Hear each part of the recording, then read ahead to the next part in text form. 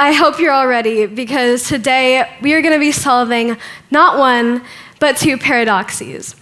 The first one I like to call the paradox of a perfectionistic procrastinator, a paradox that is constantly relevant in my life. So back in January, when I found out I'd be speaking tonight, you can imagine the sort of things that were going through my mind. I was ready to throw up at the prospect of speaking in front of all of you, and simultaneously ready to scream and cry from excitement. But once the initial shock wore off, I knew I had to write the most amazing TED Talk. I was going to change your lives. So I sit down to start, and then suddenly remember how nervous I am about the event, and my transition looks a little something like this. Determined? Overwhelmed. So I set that aside for a few weeks. Now we're a couple months before May, and I'm once again staring in front of my blank screen, telling myself, Rose, you really have to get this done. And I'm like, yeah, but, there's just no creative juices flowing at the moment. So I do the only logical thing. I Google how to stop procrastinating and proceed to spend the next 30 minutes reading that instead of actually working. Ingenious, I know. But this, unlike most, was not entirely a waste of time, because while doing my important research, I discovered this very interesting concept: the paradox of choice. So I'm sure some of you in here have heard about this concept, but it was first introduced by the accomplished psychologist Barry Schwartz in his book, The Paradox of Choice: Why More is Less. The essential idea isn't too complicated. So if you have to make a choice, most people would probably prefer to have more options to choose from. The logic seems pretty sound. I mean, adding more choices doesn't take anything away from you, and you have the freedom to choose an option that is better for you, right? Of course, this is true to an extent. But the paradox of choice is the observation that being given too many options can leave you feeling more unsatisfied than if you had been given fewer options. This is something that all of us deal with on a daily basis, whether or not we realize it. In my case, my procrastination was mainly driven by an overwhelm of choice. A blank page is literally a source of infinite possibilities, aka infinite decisions to make. I often found myself paralyzed by the hundreds of little, easy choices I had to make to start a project, so I would avoid the project altogether. You may have experienced the same thing while ordering from a too large menu, or struggling to choose an outfit from a closet bursting with clothes. Much more serious than these minor choices, however, are the defense mechanisms that we develop to deal with the resulting decision fatigue. There are a vast number of responses individuals can have to an overwhelm of choice. This includes procrastination, as I mentioned, retail therapy, poor eating habits and disordered eating, and workaholism.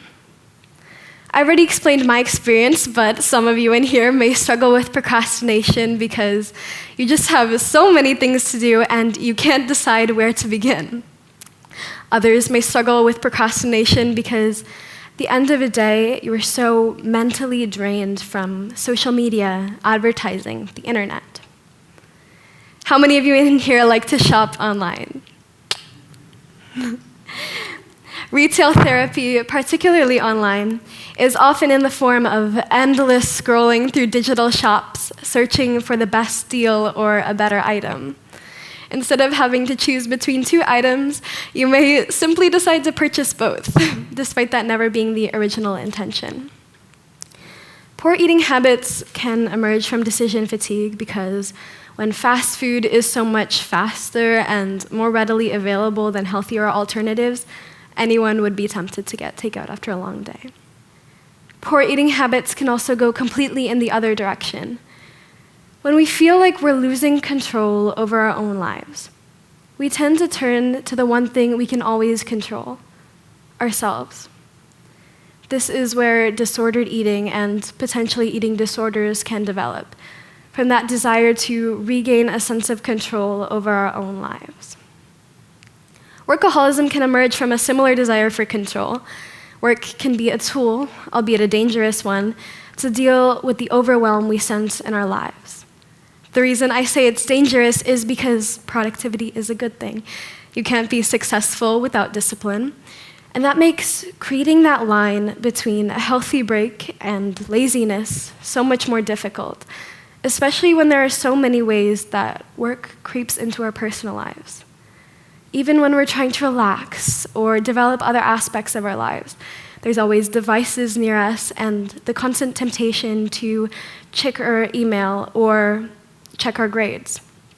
In moments when we should be recharging, we are still mentally absorbed in work. Yet another layer to this whole concept are the societal implications. Essentially, the effects of individual defense mechanisms, all combined on a massive scale. The combined effect of retail therapy is a culture of overconsumption and the spread of fast fashion. The statistics on this are just shocking. The average American throws away 81 pounds of clothes per year, and 88% of Americans confess to shopping with fast fashion brands. America has a reputation for high obesity rates, and a lot of that can be attributed to decision fatigue.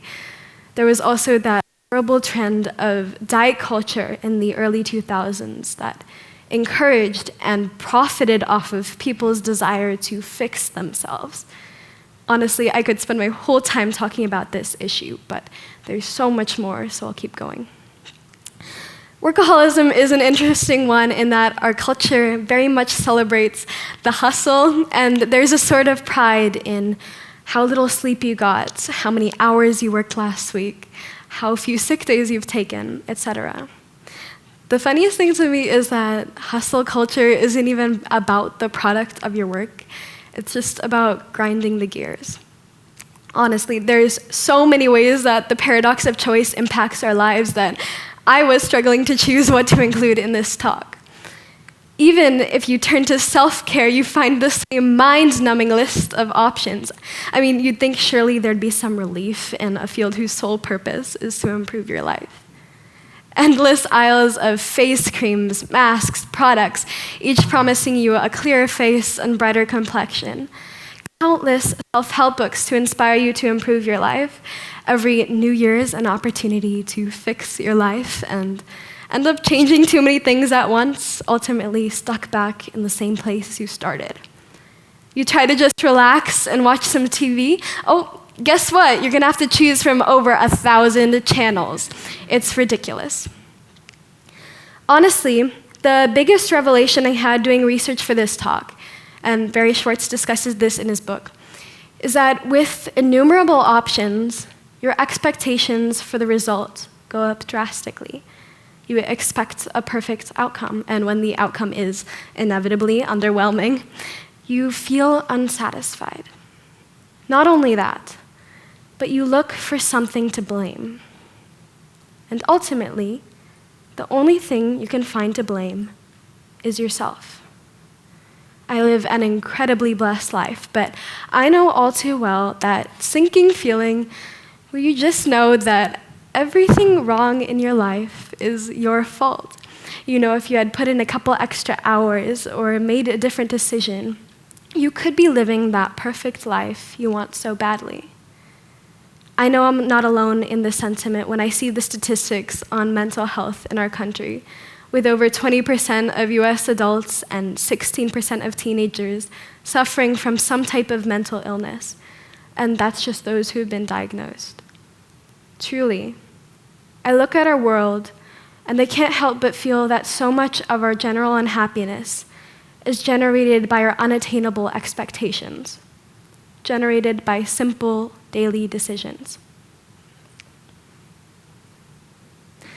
Many of us have a tendency to battle symptoms instead of addressing underlying issues. When we beat ourselves up for being lazy or spending too much money, it's important to recognize that, yes, these are things that need to change. But if we only try to tackle these symptoms, the roots of our problems are still there. You cannot kill a weed by cutting off the flower. You will never solve your problems without addressing why they emerged in the first place. Okay, so this is going to take some deep reflection. So here are some questions to get you started. Firstly, what are the biggest stressors in your life right now? Maybe it's work, maintaining a relationship, worrying about the health of a loved one, lingering guilt. And how is this stress manifesting itself in your life? Have you set up invisible walls to shield yourself or felt an intense need for control? Think about all the choices you have to make on a daily basis, tiny choices that seem insignificant until you start to become them. Get in the habit of really being aware of all the choices you have to make so that when you catch yourself procrastinating, you can realize what's stopping you.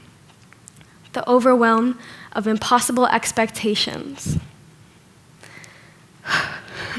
At last, you can put down the Instagram reels and get right back to work. Well, maybe not right back. The night is young. Thank you.